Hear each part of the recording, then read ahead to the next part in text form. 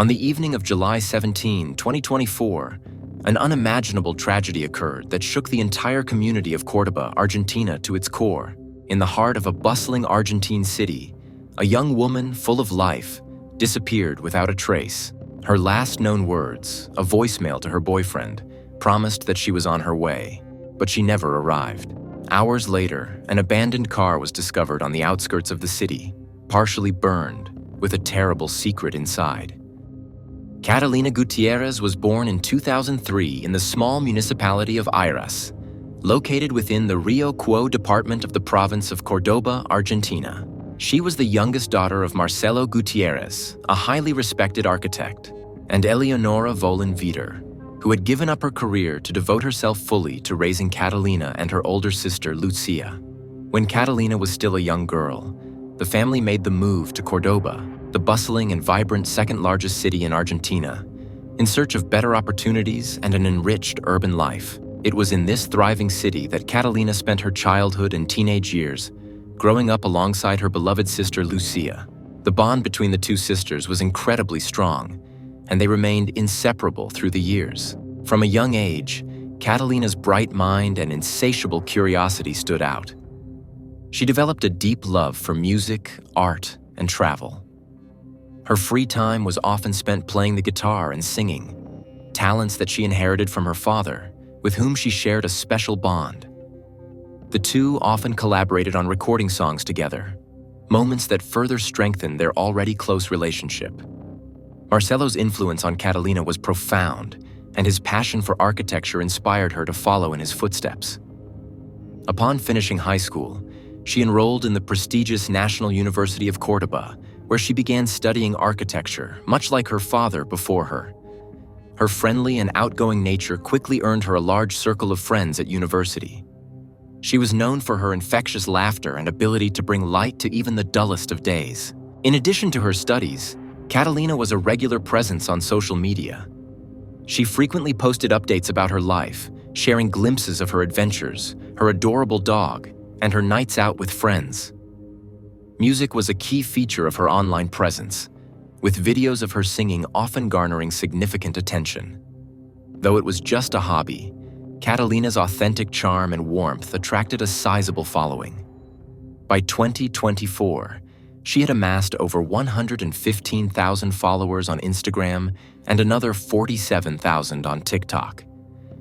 Despite the attention she received online, Catalina remained grounded, never letting her growing social media influence interfere with her core values. Family, friends, and her future in architecture were her main priorities. At the start of 2024, Catalina began dating a fellow student, Ezekiel, who also attended the National University of Córdoba. Their relationship appeared happy and filled with affection.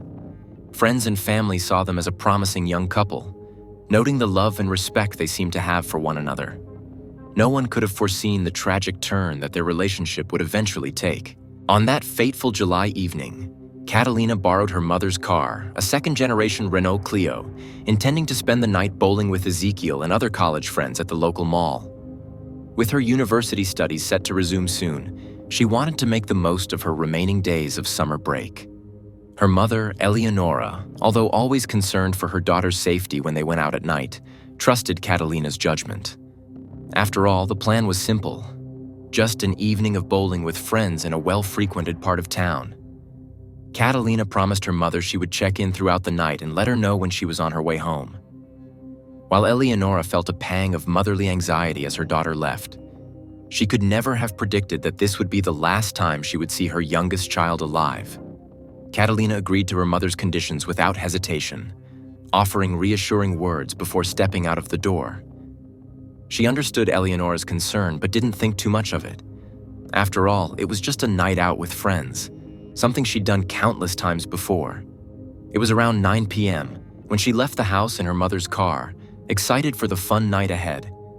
As she slid into the driver's seat, she sent a voice message to her boyfriend, Ezekiel, letting him know she was on her way and asking him to wait for her in the mall's parking lot.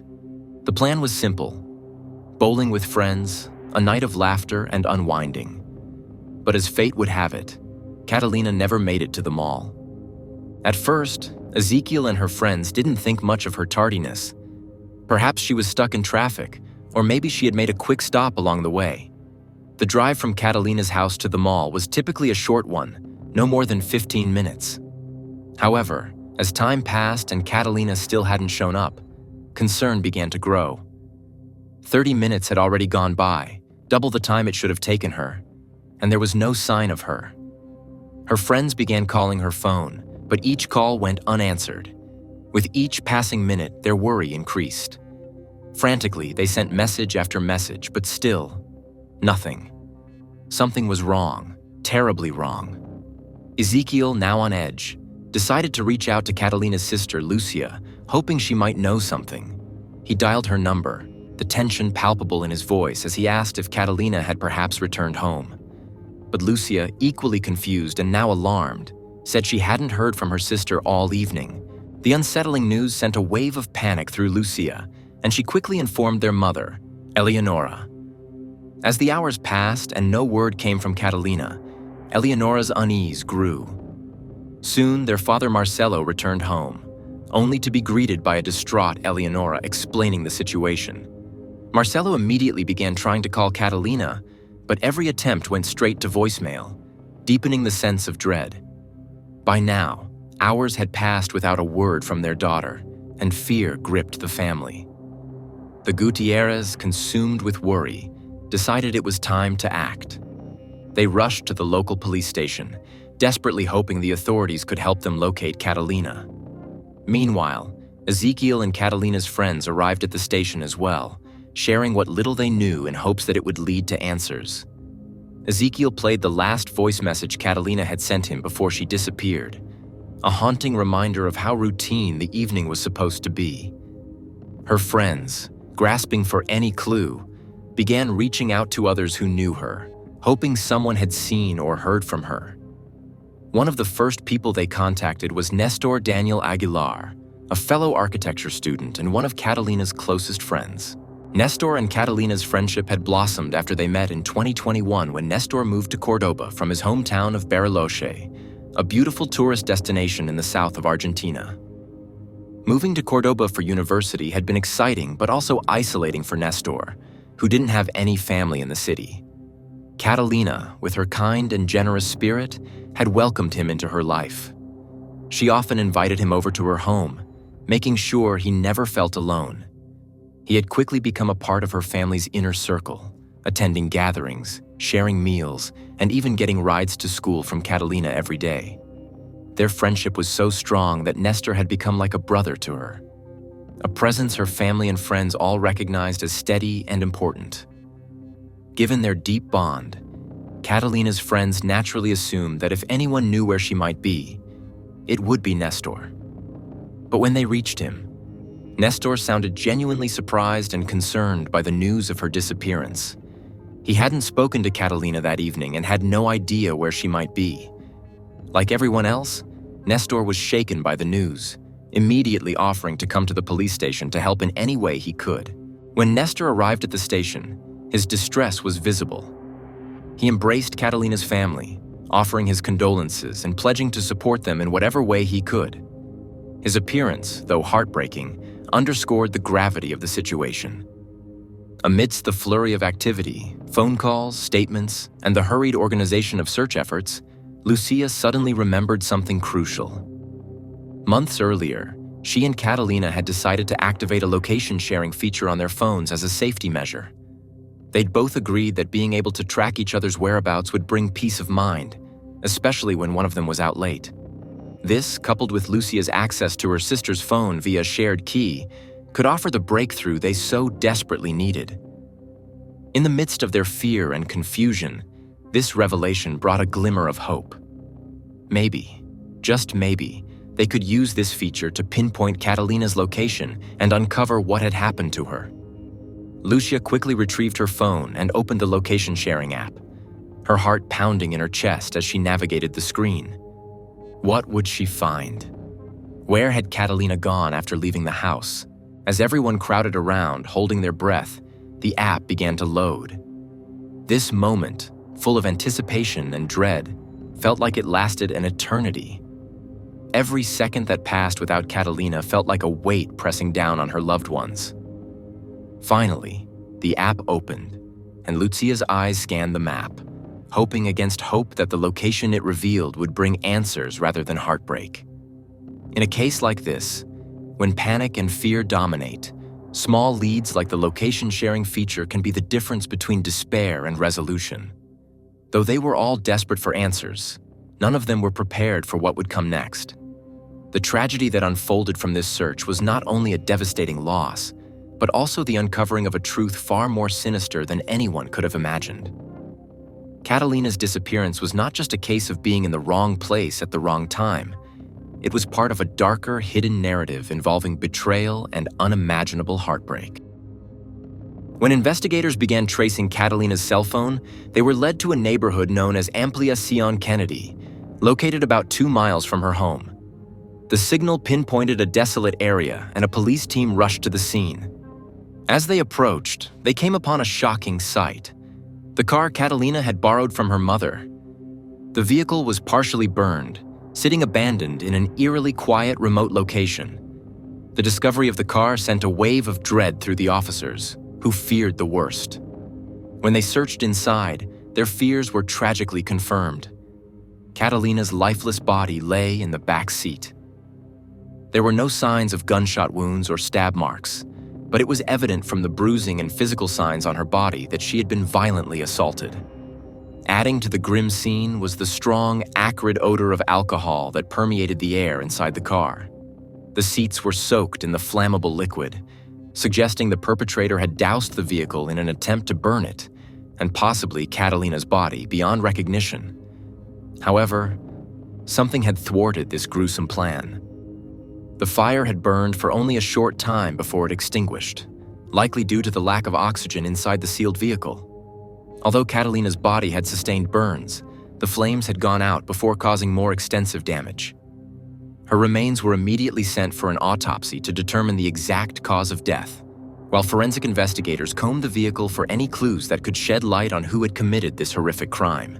As the heartbreaking news spread, Catalina's family and friends were plunged into a state of utter despair. Nestor, one of her closest friends, seemed particularly affected by the tragedy. He was seen weeping uncontrollably, mourning alongside Catalina's grieving parents, Marcelo and Eleonora. It was a deeply emotional time for all who had known Catalina. Her sudden and violent death left everyone struggling to comprehend the enormity of their loss. The police, meanwhile, began their investigation with a sense of urgency, determined to bring the perpetrator to justice. They quickly ruled out robbery as a motive since all of Catalina's belongings, her phone, wallet, and personal items, were still in the car, untouched. Instead, they began to focus on the possibility that the crime was personal, perhaps an act of revenge, or driven by a more intimate motive. In an effort to gather information, the police began calling in those closest to Catalina for questioning. They interviewed her family members, her friends, and her boyfriend, Ezekiel, hoping to uncover anything that could point them toward the truth. As the investigation progressed, one person in particular stood out: Nestor. His emotional response at the news of Catalina's death had initially seemed genuine, but there was something about his behavior that investigators found unsettling. When it was Nestor's turn to give a statement, he claimed that he had been at home all night, insisting that he hadn't left the house. His account seemed plausible at first, but as investigators delved deeper into his story, they began to notice small inconsistencies. Sensing something was off, the police requested to take a closer look at Nestor's cell phone data. Surprisingly, Nestor complied without much protest and handed over his phone for further investigation. At first glance, there was nothing suspicious. But when investigators analyzed the GPS data from his phone, they made a critical discovery. The data showed that Nestor had been in the exact area where Catalina's body was found on the night of her death, directly contradicting his claim of having stayed home all evening. Armed with this damning evidence, police officers arrived at Nestor's home and asked him to come back to the station for further questioning. Back at the police station, Nestor was once again asked to clarify his whereabouts on the night of the murder. He stuck to his original story, repeating that he had been at home the entire time. But as the pressure mounted, Nestor's composure began to crumble. He grew visibly nervous, fidgeting with his hands, his voice faltering as he responded to the questions. Sweat beaded on his forehead, and he avoided eye contact with the officers. Realizing that he was backed into a corner, Nestor hesitated for several long moments before changing his story. He now claimed that around 8 p.m., on the night in question, he had gone out briefly to practice martial arts and then returned home afterward. However, investigators were not convinced. They pressed him further, asking if he had spoken with Catalina that day, or if he was aware of her plans to meet Ezekiel and their friends at the mall. Nestor again denied having any knowledge of her plans, but the investigators already knew this was a lie. One of Catalina's friends had told the police that she had invited Nestor to join them that evening. Catalina had specifically asked him to come along, wanting to spend time with him and the group. Confronted with this information, Nestor's demeanor shifted dramatically. His face grew pale, his hands trembled, and after a long, tense silence, he finally broke down. Nestor confessed. The words came tumbling out as if they had been bottled up for far too long. He admitted to being in love with Catalina, describing her as the woman he had longed for but could never have. His infatuation with her had grown over time, and it had slowly morphed into an unhealthy obsession. Unable to cope with the fact that Catalina did not return his feelings and that she had chosen to be with Ezekiel, Nestor had snapped. In a fit of jealousy and rage, he had lured Catalina into a deadly trap. What had started as a night of friendship and fun had turned into a nightmare when Nestor attacked Catalina in a jealous frenzy. As the chilling details of his confession unfolded, Nestor revealed how he had doused the car with alcohol in a panicked attempt to destroy the evidence, including Catalina's body. But his plan had failed, and the partially burned car had become the key to unraveling the truth. The investigators listened carefully to every word, horrified at the depth of his betrayal. Once Nestor had finished speaking, they informed him that he would need legal representation, and the formal process of charging him with Catalina's murder began. At that point, the police had already identified Nestor as the perpetrator, but much remained unknown. They needed to uncover the full dynamics of the crime to understand what had driven him to commit such a heinous act. Nestor was taken into preventive custody, but no further details were released as the investigation deepened. His confession sent shockwaves through Catalina's friends and family, many of whom were in disbelief. Some suspected that Nestor's admission might be a result of confusion or grief, perhaps stemming from his own shock over Catalina's death. It was hard for those closest to him to believe that the quiet, kind friend they had known could be capable of such a terrible act. No one was more devastated than Catalina's parents. They had always treated Nestor with warmth, welcoming him into their home as if he were a member of the family. Losing their daughter in such a brutal way was already unbearable.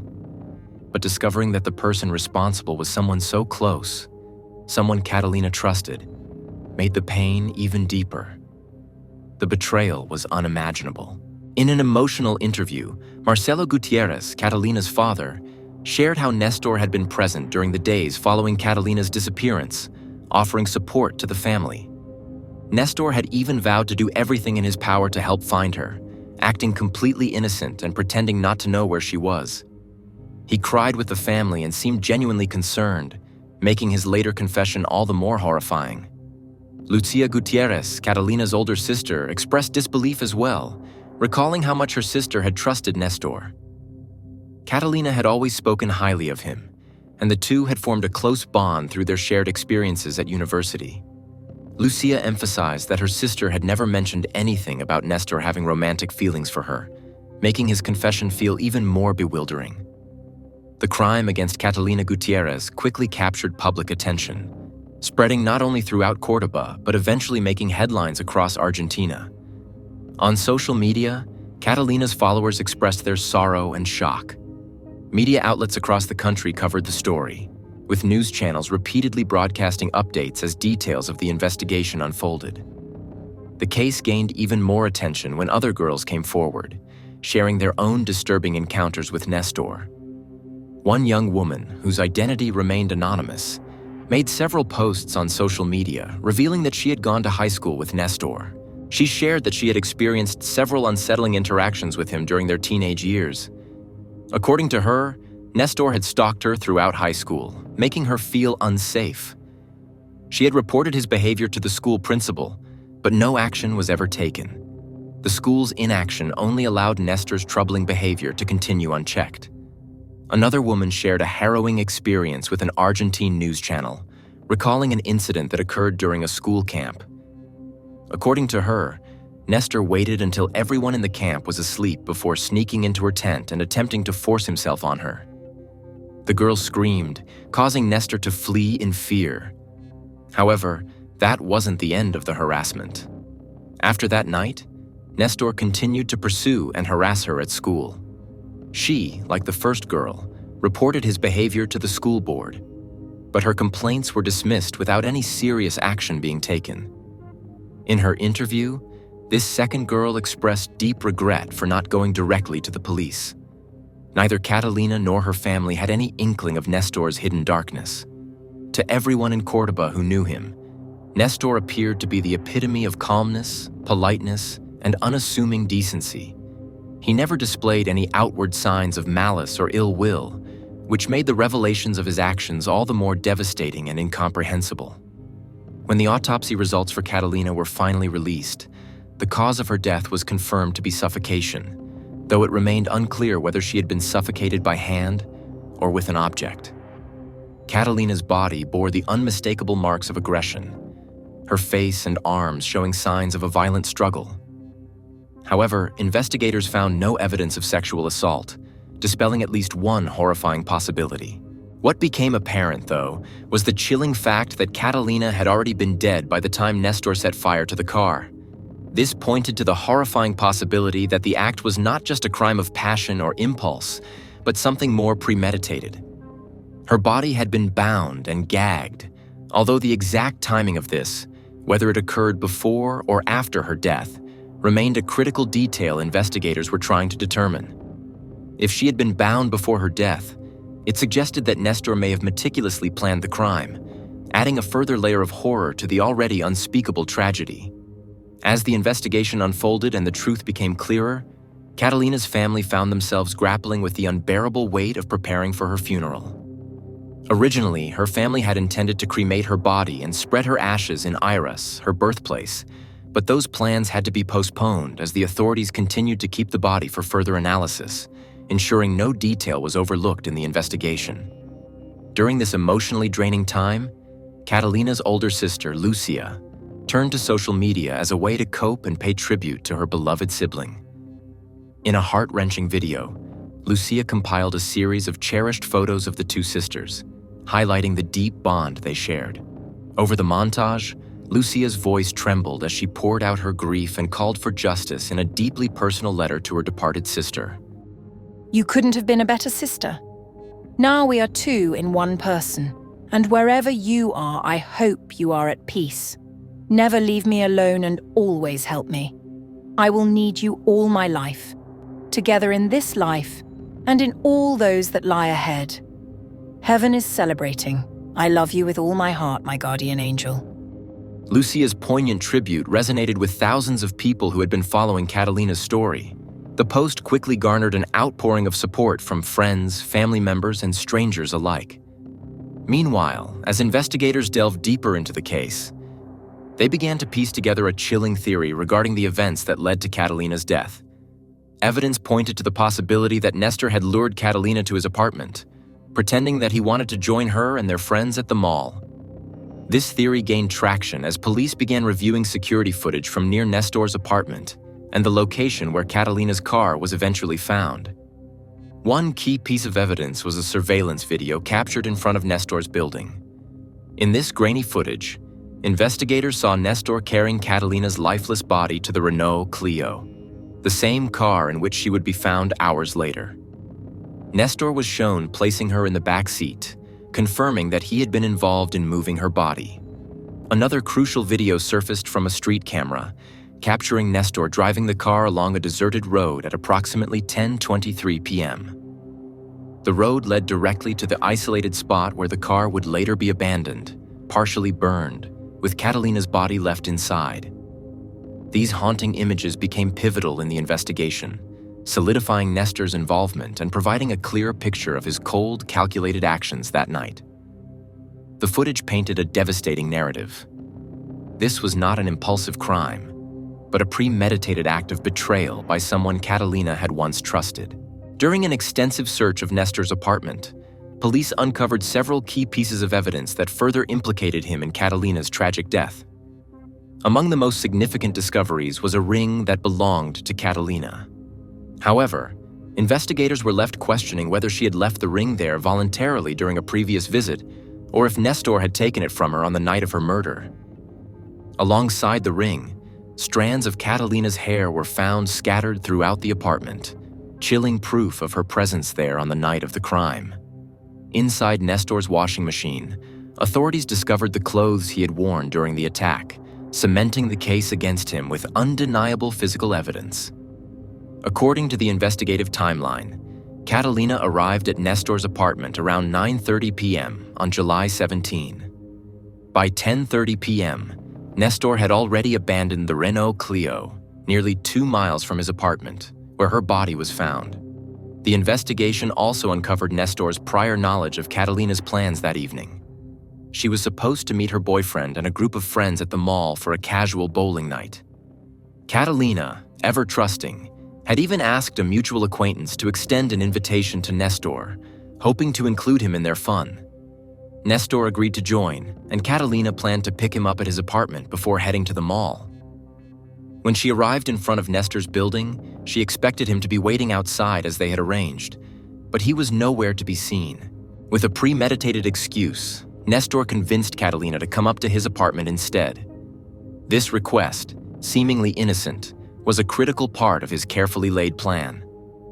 Security footage from a nearby camera captured Catalina leaving her vehicle and entering Nestor's building, unaware that this would be her final act of trust. Inside his apartment, it is believed that Nestor made an advance on Catalina. Whether it was an attempt to kiss her or something more aggressive remains unclear. What is known, however, is that Catalina rejected him, igniting a volatile confrontation. Overcome by a toxic combination of frustration, humiliation, and jealousy, Nestor violently attacked Catalina, striking her until she was unconscious. Ultimately, he suffocated her, sealing her tragic fate. Whether Nestor immediately realized the full consequences of his actions is still unclear, but he took steps to conceal his crime. In a disturbing display of either panic or premeditation, he bound and gagged Catalina's body, possibly in an attempt to stage a different narrative or simply out of desperation. Nestor then placed her lifeless body into the back seat of the Renault Clio and drove to an isolated location where he tried to destroy all evidence by setting the vehicle on fire. He soaked the interior with alcohol, confident that the ensuing blaze would erase all traces of his brutal crime. However, Nestor made a critical miscalculation. He shut the doors and rolled up the windows, depriving the flames of oxygen. The fire extinguished itself before it could consume the car, leaving behind a trove of untouched evidence, including Catalina's body. After abandoning the car, Nestor returned to his apartment as though nothing had happened, carrying on with a disturbingly calm demeanor. The mounting evidence against him, including the items found in his apartment, the contradictions in his statements, and the damning security footage, led to his formal arrest. Nestor was charged with the murder of Catalina Gutierrez, and as the investigation continued to unfold, his guilt appeared inescapable. Although the authorities were close to wrapping up the investigation with Nestor Aguilar identified as the sole suspect responsible for Catalina's brutal death, new information emerged that suggested others may have been involved in the crime. A key witness, who lived near the spot where Nestor abandoned the Renault Clio, came forward with a startling report. On the night of the murder, the witness claimed to have overheard a heated argument right outside his home. The voices were debating whether or not to set the car on fire. Unfortunately, the witness could not see the individuals involved and only heard their voices, leaving their identities unknown. This new testimony, combined with additional security camera footage from nearby streets, raised fresh questions for investigators. The surveillance footage in question showed Nestor driving Catalina's car, the Renault Clio, and turning a corner at precisely 11:05 p.m. However, just 3 minutes later, another vehicle appeared on the same street and parked beside Nestor's car, which contained Catalina's body. In the footage, a man could be seen exiting this second vehicle and approaching the Renault Clio. Though the camera didn't capture any clear details of their interaction, it was obvious that the two men spoke briefly before the unidentified man returned to his own car. Shortly after this exchange, Nestor was seen setting fire to the Renault Clio and then calmly walking away from the scene. One crucial detail from this newly uncovered evidence contradicted Nestor's original account of the events that transpired. Nestor had claimed that, after abandoning the car, he walked back to his apartment. However, the distance between where the car was left and his apartment is roughly 2 miles, a journey that would take at least 25 minutes on foot. Strangely, Nestor returned to his apartment in just 5 minutes, far too short a time for him to have walked. This discrepancy led investigators to believe that someone in the second vehicle may have given him a ride, raising the possibility that Nestor had an accomplice that night. Whether this unknown individual's involvement was limited to providing transportation or extended to a more direct role in Catalina's murder remains uncertain. Despite the growing evidence suggesting that Nestor may have had help, he continues to maintain his innocence regarding the involvement of anyone else. He insists that he acted entirely on his own, claiming that the decision to kill Catalina and burn the car was solely his. Still, the authorities are not convinced by his denials and continue to pursue all leads to identify the man seen in the security footage. Investigators are particularly focused on tracking down this potential accomplice, hoping that he might provide crucial details that could either corroborate Nestor's claims or expose a wider conspiracy. As new pieces of the puzzle emerged, the investigation took on a new urgency, with many fearing that more individuals could have played a part in the crime or its aftermath. What had initially seemed like a tragic, solitary act of betrayal was now potentially unfolding into a much darker and more complex conspiracy.